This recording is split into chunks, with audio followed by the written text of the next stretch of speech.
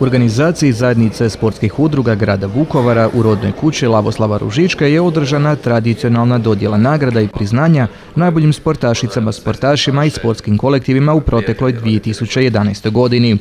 Za najbolju ekipu očekivano je proglašen ženski odbojkaški klub Vukovar. Odbojkašice Vukovara su drugu godinu za redom osvajačice Kupa Republike Hrvatske.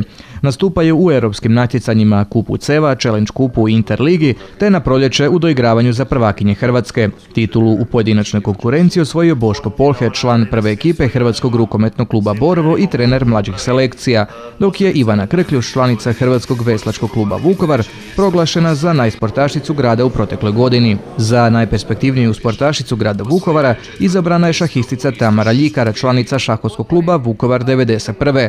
Dok je u konkurenciji perspektivnih sportaša nagradu odnio član karate kluba Vukovar 91. Antonije Jurčić. Nakon svečane dodjele nagrada za sve sportašice i sportaše upriličeno je zajedničko druženje uz domjenak.